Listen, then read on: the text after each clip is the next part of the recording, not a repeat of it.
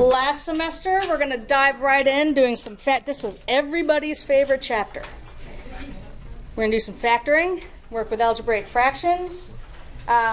This is sort of, the skills from this chapter. We don't just keep doing it because it's fun, although it is. We do it because the skills that we get from being able to factor algebraic expressions and simplify and work with algebraic fractions will serve us well for a long time, including when we get to working with trig identities, when we get to working with complex numbers, when we get to calculus, if you're going to take calculus. These skills are all continue to come in handy.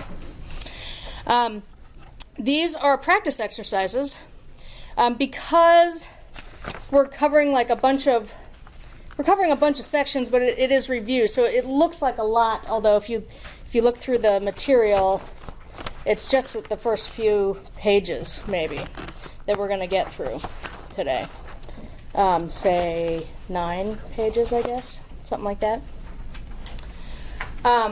And by and large, a lot of in the classes to come, the list of exercises will span not quite as many sections in the textbook. All right. Are there questions before we start working with factoring and stuff? Questions about what to expect, anything that you need? You're going to read the syllabus, so that'll answer a lot of your questions. But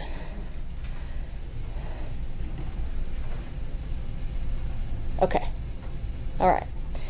Everybody either has or should have a TI-84 or a TI-83 calculator, and you're going to make sure that you don't have a calculator with a computer algebra system. Yeah? Yeah. Okay. Are we ready to start? Yeah. Okay. All right. I like to get right to the fun part. That's why I tell you guys to read the syllabus on your own. All right. So factoring. The first sort of simplest type of factoring is where we can just take out a common factor. This is like the distributive property, but going backwards. So if we take a look at the first expression here in example 1.1, 6x plus 14y, 6x and 14y share a common factor of 2. So we could take out a 2, and once you identify that common factor, we take it out, we open up a set of parentheses. What needs to go inside? 3x plus 7y. 3x plus 7y. Yeah, so we ask ourselves, what do I multiply by 2 to get 6x, and that's 3x. We bring down the plus, and then we ask, what do we multiply by 2 to get 14y, and that is, of course, 7y. Let's try another. What can we take out of this expression? What is common to all three terms? 3, because 6, 9, and 3, there's a common factor of 3, a cubed. Now, why a cubed? How do we know it was cubed? Because the minimum factor for all of the expressions there is a cubed. Yeah, in fact, if we look at all the a's that appear, right, it's the smallest exponent, right? That's the minimum factor. So the a cubed, and then what's the other one? X squared. And then we open up parentheses. What goes inside? 2a squared minus 3x plus 1. 2a squared minus 3x plus 1. Yeah, good. Don't forget the plus 1. Sometimes when we take out a factor that is equal to one of the terms, people will sometimes neglect that plus 1 at the end. You can always check to see if you factored correctly by simply distributing, right? Like if you multiply it out, you should recover the original expression. Are we having fun? Yeah. Yeah.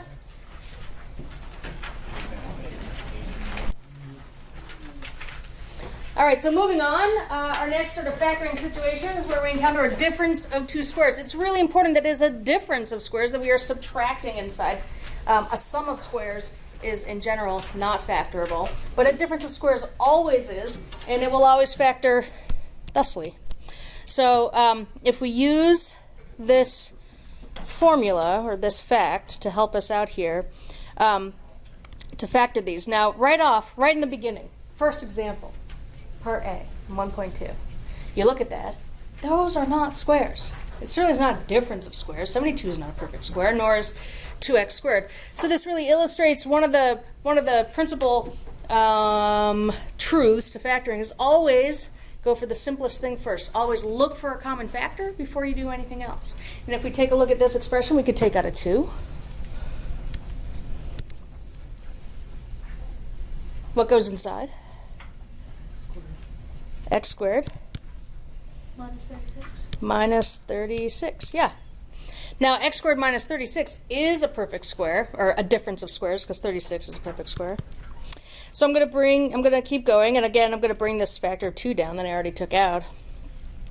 And I'm going to insert an extra step that a lot of people leave out, and it's okay if you leave it out too, but when I'm factoring a difference of squares, sometimes it is helpful to actually write it out as the difference of squares. Like x squared is obviously already written as a perfect square, but 36 is 6 squared.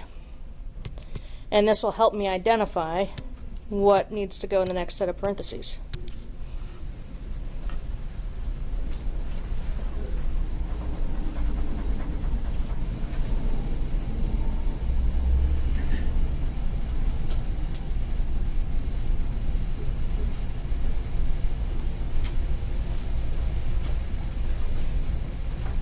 X plus 6, X minus 6. Say that again? X plus 6, X minus 6. X plus 6, x minus 6. Nice.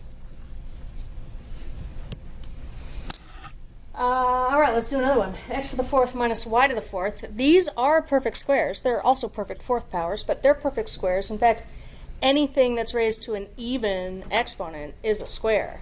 X to the 4th is the square of x squared. Y to the 4th is the square of y squared. Remember that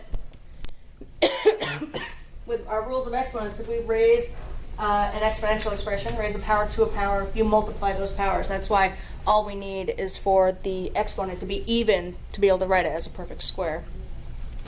All right. Who wants to factor this?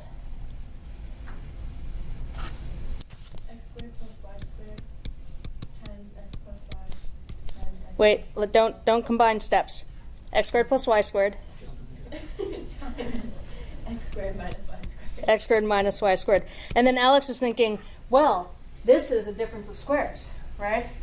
So we can go further. And go ahead, Alex. What's the rest of it? The second factor factors out to x plus y times x minus y. Yeah. Clearly, that lesson stuck. What's that? That lesson stuck. Yeah, yes. Good. So when you are given the instructions, like factor this expression, it always means factor it all the way, as far as it can go. Certainly when we apply the difference of squares thing once, that is, we have done some factoring. But we would not say that this is done. This is not considered complete, because this could go further, so we need to make sure we factor it all the way down to primes or irreducibles. Questions?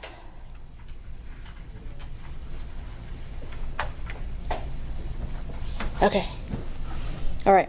Factoring the trinomials, this is certainly everybody's favorite. It can involve a little bit of guess and check depending on the coefficients that do appear in the expression.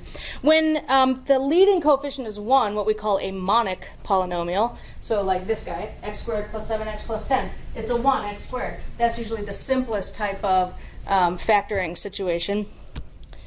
We know what we're trying to do is factor, so find two expressions that multiply out, and it's basically unfoiling it, right? So think about how we multiply two binomials, right? We're just reversing it.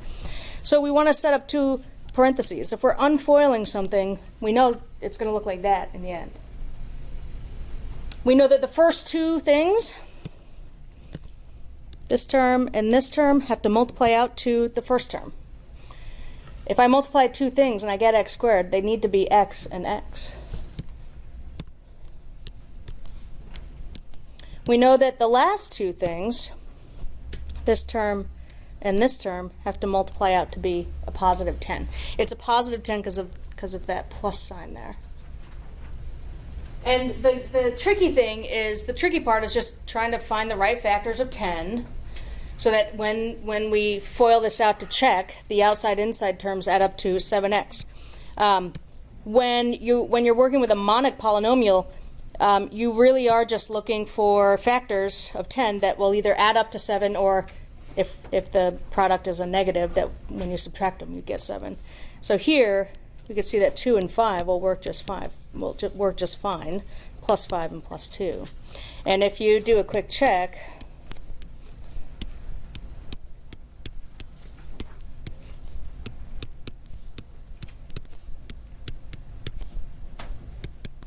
you can see that our outside and inside terms give us 7x.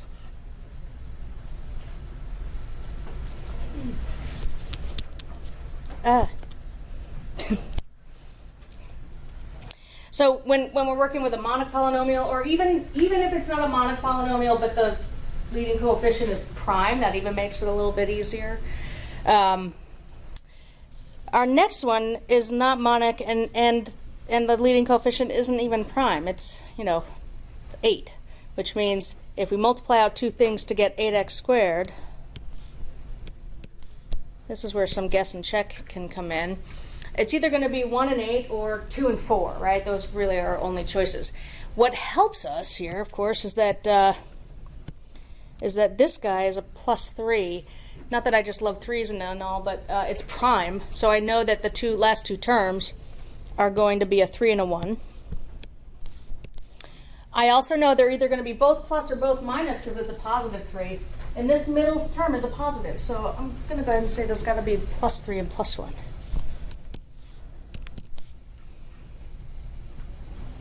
And now I just got to find the right set of factors to give me 8x squared so that we end up with a 14x in the middle.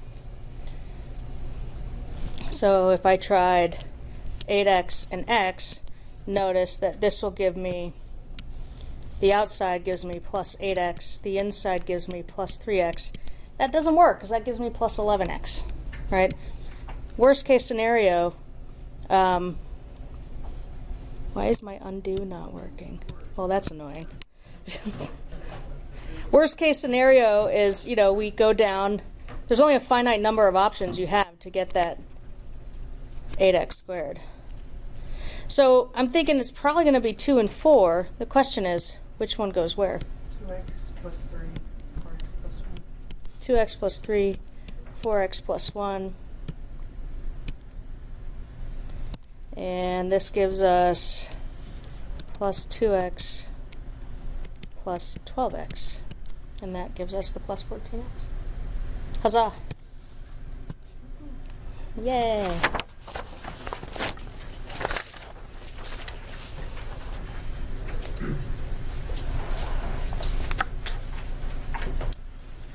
Questions? Okay.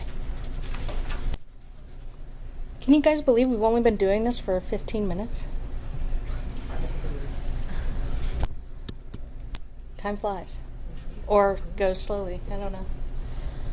Don't know if that works out in my favor or not. Okay. Factoring by grouping is essentially a scenario where we take out a common factor after we, mess around with the expression again a little bit, like rearrange maybe the order in which the terms appear, which is totally a valid thing, right? Addition is commutative. So here's one where all the organization has already been done for us. They've rewritten an expression or given it to us in the beginning in this form: h times x minus 1 plus 2 times x minus 1. X minus 1 is a common factor, so we could take it out. And then, just like any situation where we take out a common factor, we want to ask what goes inside. What do we multiply by x minus 1 to get the first term? Yeah, just the h, and then for the second term it's the minus 2. Right, so we just sort of pull these guys down.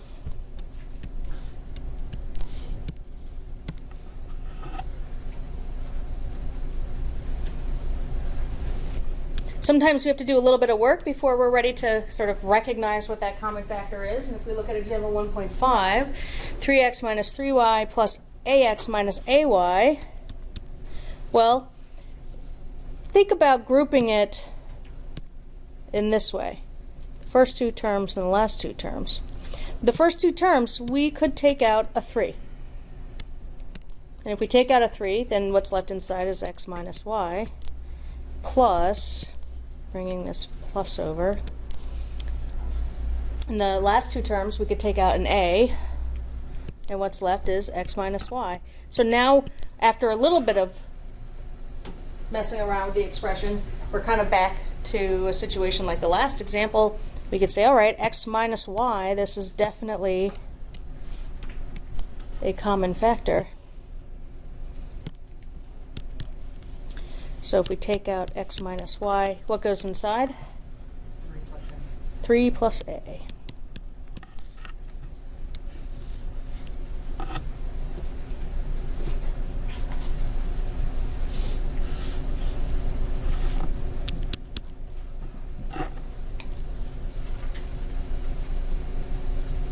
Okay, so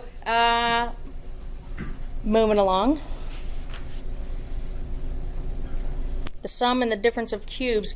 Both the sum and difference of cubes will factor. Remember, only the difference of squares factor, the sum of squares does not. But if we're working with cubes, both the sum and difference of cubes factors. This is the one you might remember from last semester where we have a little factor and a big factor. And there's basically a pattern here. So I'll start by looking at the sum of cubes. X cubed plus y cubed. You have your little factor, just the x plus y, like get rid of the cubes, right? There's your little factor. Your big factor has 3 terms, and you get those terms by multiplying 2 things. The first thing is an x and an x, that gives you the x squared. In the middle, one of each, x and y. And the last one, just 2 y's. There's your y squared. The last, let's see, the middle sign always disagrees with this sign. And so if it's a sum of cubes, we're subtracting the middle, and we always end with an addition. So that pattern holds up on the right here with the difference of cubes. So we have our little factor where we're just getting rid of the cubes. So we have x minus y. Inside we have the same terms that show up in the big factor. This sign differs from this sign, and we always end with a plus. So let's work on some examples. For starters, I'm going to begin by just writing the expression as like explicitly so I can see the cubes. Right, like 8 is 2 cubed. 27x cubed is the cube of 3x. And now that I see it as the sum of cubes, we can go ahead and use the factoring rule. So 2 plus 3x. So I wrote those terms exactly, just without the cubes. For the big factor, I'm going to have 3 terms. Each of them I get by multiplying 2 things together. I start with 2 times 2, that's 4. The next sign differs from the one I started with, so minus. Then I do one of each. 2 times 3x is 6x. We always end with a plus. 3x times 3x is 9x squared.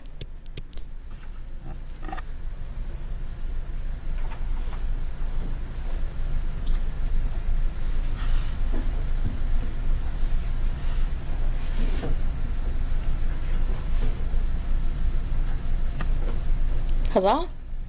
Yay! Okay. So for the next one, there's 2 ways we could approach it. Approaching it one way will be easier than the other. We could see this as a difference of cubes right off the bat. I mean, x to the 6. If the exponent is a multiple of 3, then it's a cube, right? X to the 6 is the cube of x squared. And 64 is 4 cubed, I think. So we could think of it as a difference of cubes right off the bat. But we could also, I mean, the exponent is also even, so it's a square, and 64 is 8 squared. It'll actually end up being a little easier to factor it first as a difference of squares. And we'll compare what we get here with what we would get if we factored it as a difference of cubes after. So this is, let's see, the square of x cubed minus 8 squared.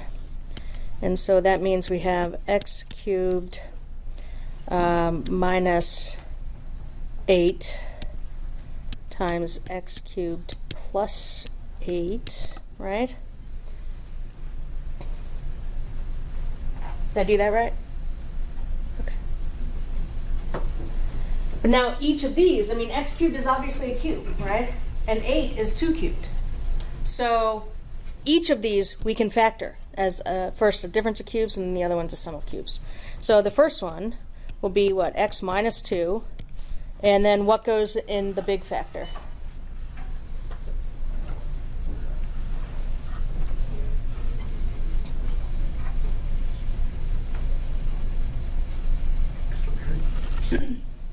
X squared, yep. Plus, I didn't get that far.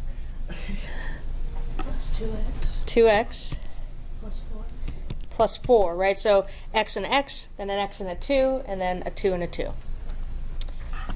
Let's do the other one. What about the sum of cubes? How is that going to factor?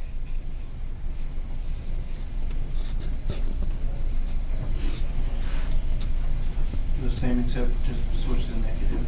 Negative over So what's our first factor?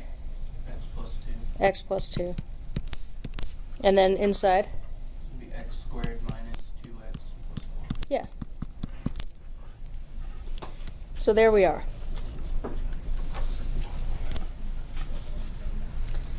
So we have it factored into 4 irreducible factors. That's a lot of factoring. Now, if we had chosen to go through this,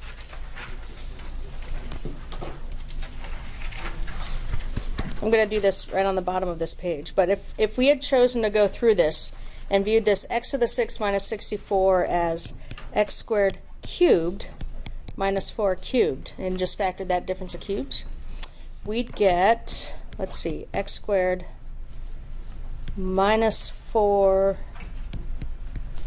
times, let's see, x squared and x squared is x to the 4th, and this would be a plus x squared and 4, so 4x squared plus 16. Now, this first factor, x squared minus 4, that's a difference of squares, so we get x plus 2, x minus 2. But it's not entirely obvious how we would get this to factor as those two. I mean, we could go through it and reverse engineer it. I mean, we could multiply these two together, right? Like do all the distributing and see that we would get this. But it's not obvious that when we look at this that, oh, that should factor. That, it's not even obvious that it should factor at all, right? Let alone that it would factor this way. So that's why I was saying that it's a lot easier to first factor the difference of squares in this case and then go from there.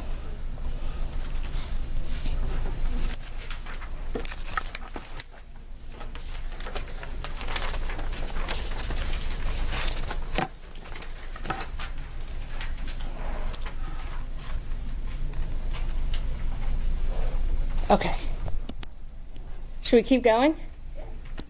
You know, I was going to let you out early, but since he said yeah, I guess we'll just keep going. All right, once we can factor, that enables us to work with algebraic fractions in general, right?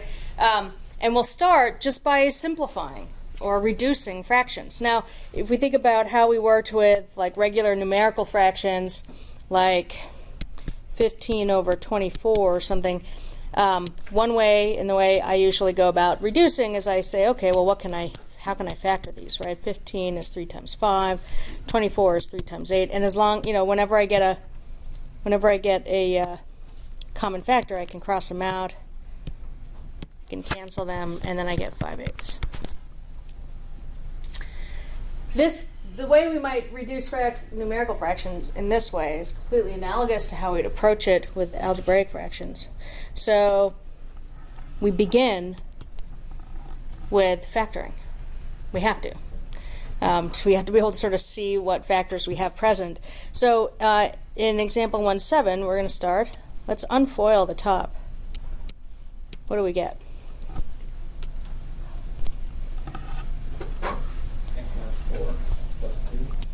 X minus 4, x plus 2, because that's a minus 4x, and a plus 2x gives us a minus 2x. That's good. And how can the bottom factor? 4 minus x times 4 plus x. Uh-huh. Now initially, it doesn't look like we have common factors. What do we do? Negative out of the 4 minus x. Take a negative out of the 4 or the x minus 4. You just pick one, right? So yeah, if we take a negative out of this 4 minus x, you can reverse the order of subtraction just by pulling out a factor of -1. So it's good to hear that stuck from last semester. Minus parentheses x minus 4 plus x. Now we can cancel. Cancel those x minus 4s. And we have overall a negative. I've got this negative in the bottom. I'm just going to put it out in front. And we have x plus 2 over x plus 4. You could also attach the negative up top, like negative parentheses x plus 2 over x plus 4. It is not incorrect to leave the negative in the bottom, but it is unconventional. Usually if something's negative, we either put it out in front or attach it to the numerator.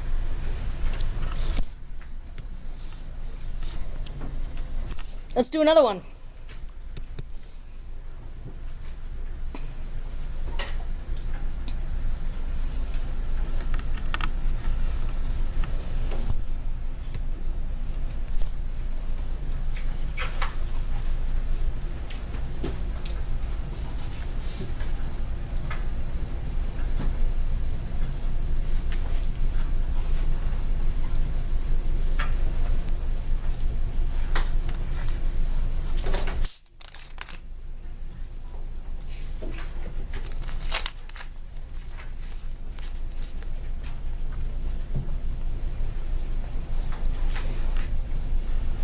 Who has an idea?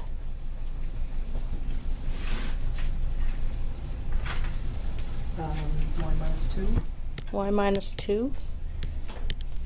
and then y squared minus 4, or plus 4, excuse me, Y squared. plus 4.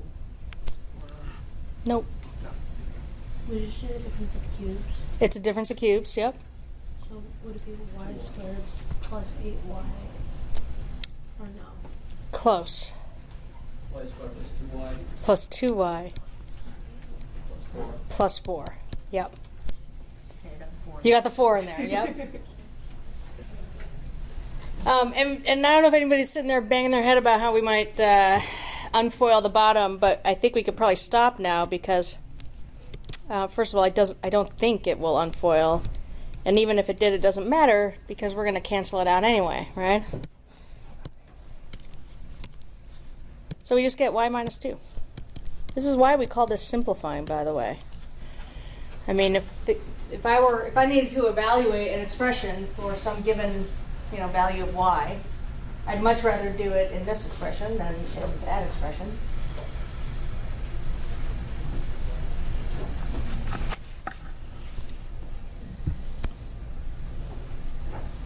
Here I'm putting this super amazing useful fact at the bottom of the page after we've already needed to use it. Just wanted to acknowledge that out loud. Totally did it on purpose, by the way. Okay. So yeah, here's that fact that says that we can change the order of subtraction if we want just by factoring out a -1. We've already needed to use it, and the fact that it appears right here suggests that maybe we're going to have to use it again. X squared minus 1 is a difference of squares. We can factor that. That'll look like x plus 1, x minus 1, and we have over 1 minus x. Of course, looking at these factors, it'd be nice to be able to cancel them, and we can as long as we factor out a negative. So I'll factor out a negative from the bottom. You could also choose to factor it out on top instead if you want. It really doesn't matter, but so now we can cancel. What we have left is an x plus 1 over -1, which is, of course, a silly way to write this expression, right? May as well just, if it's negative, just throw this negative up here negative of x plus 1. You could leave it like that, or you could distribute negative x minus 1. Either is fine.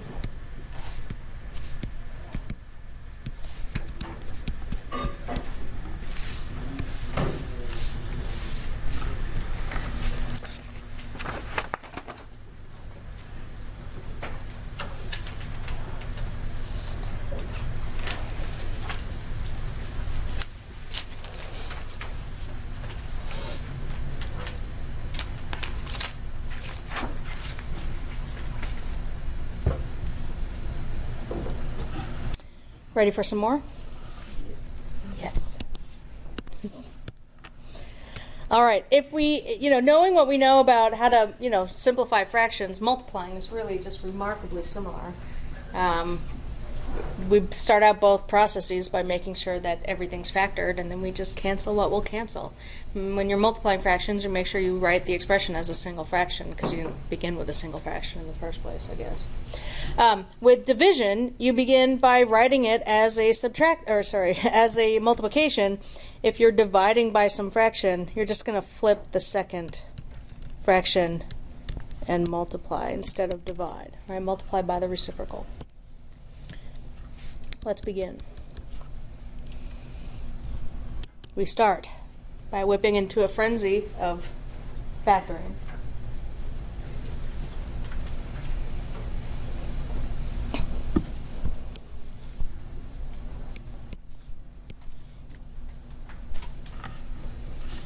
I think in the first fraction, both of those will unfoil. What do we get? X minus 2 times x minus 2. And how about on the bottom? X, go ahead. X minus 2 times x plus 3. X plus 3, yeah. And then on the next one, We have x times x plus 3 over x times x minus 1. yeah. And then after we spend all that time factoring, the fun part is canceling all the stuff that will cancel. So we got an x minus 2 that'll cancel. We got an x plus 3 that'll cancel. Also, this factor of x. They don't have to be in the same fraction to cancel. If you're multiplying, right, all that matters is one is on the bottom and one's on top. And then we see what we have left. We've got an x minus 2 on top and an x minus 1 on the bottom. By now, we all know very well that these x's do not cancel, right? We do not cancel over addition. We are well beyond that. We might feel temptation from time to time. That's okay.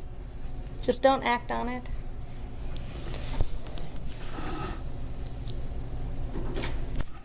Let's do another.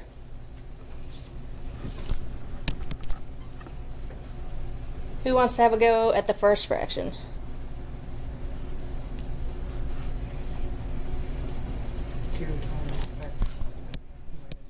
Two times x minus 2. 2 times x minus 2.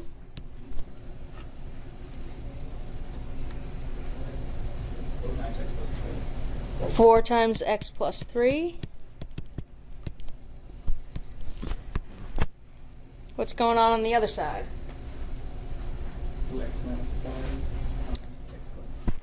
Say that again. 2x minus 5 times x plus 3. That is a really crooked fraction. I'm just going to leave it. It's fine. And then 3x minus 1, that's prime, right? There's nothing we're going to do with that. Now comes the fun part. I know, but we'll make do. X plus 3. And the 2 and the 4, right? So 2 goes into 4 twice. Then we write down what we're left with. So up top, we've got an x minus 2. 2x minus 5. On the bottom, 2 times 3x minus 1.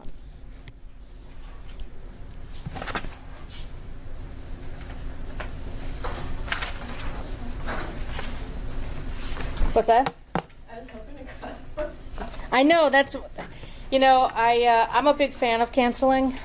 Yeah. I love it when you do a problem, you've got like a whole bunch of, you got to factor everything, right? Tons of stuff to factor, multiple steps in factoring it, and in the end, the whole thing is just like one, because like everything cancels. That feels pretty good.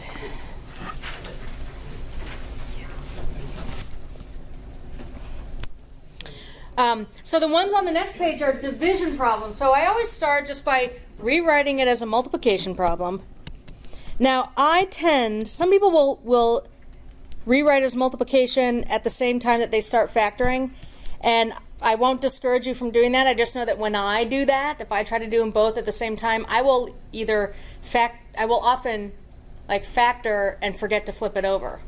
So I usually make a mistake. So I'm going to do it in 2 steps.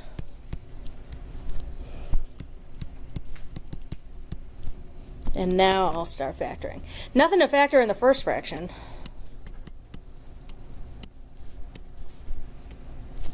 What does the second fraction look like?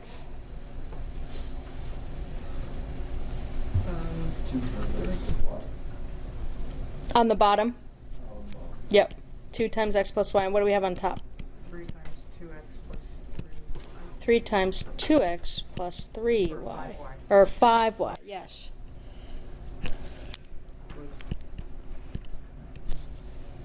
There we go. We can cancel the 3 and the x plus y. So we are left with just 2x plus 5y all over 2. You could leave it like this, and I probably would, but it is equally acceptable if you choose to write it as x plus 5 halves y. Like, because when you're dividing by a single term, if there's like a single term in here, you can split up the fraction, right? So 2x over 2 plus 5y over 2, and of course 2x over 2 gives us x, and 5y over 2 gives us 5 halves y.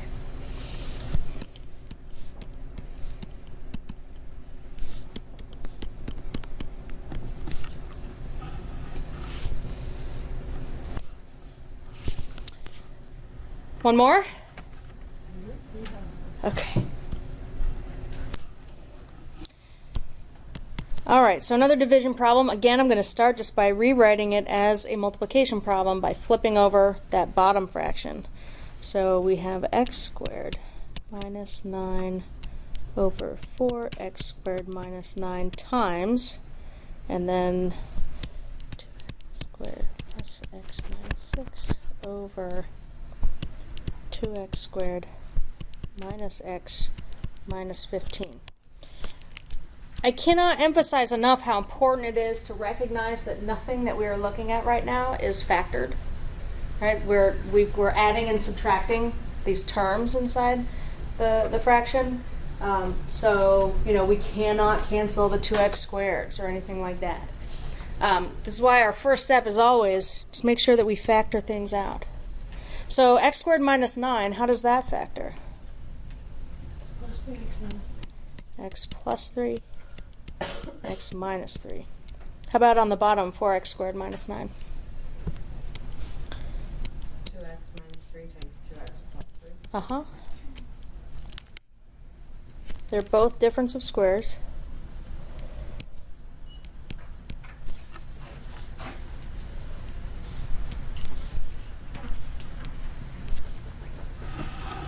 Then we got some unfoiling to do in the next fraction.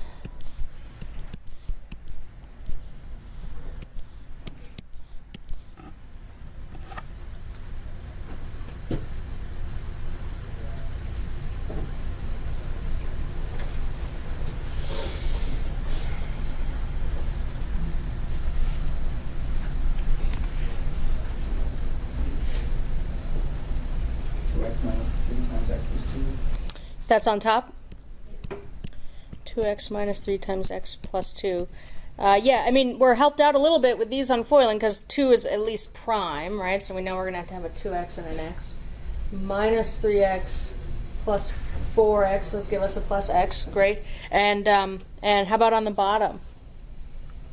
2x plus 5 times x minus 3. 2x plus 5 times x minus 3. Yeah.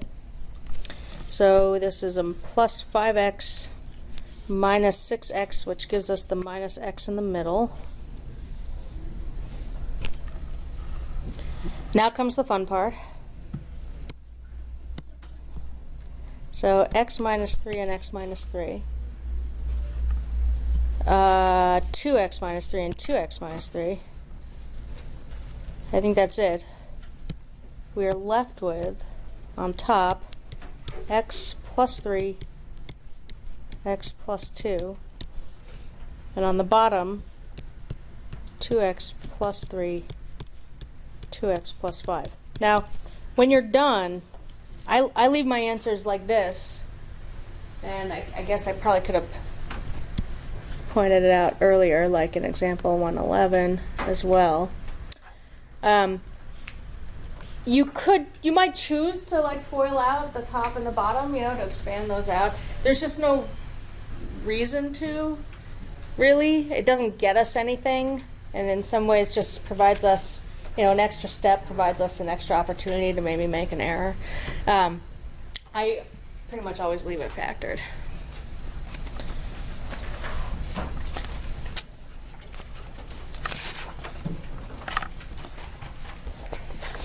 Questions? Are we gonna have a quiz on Friday? We don't have class on Friday.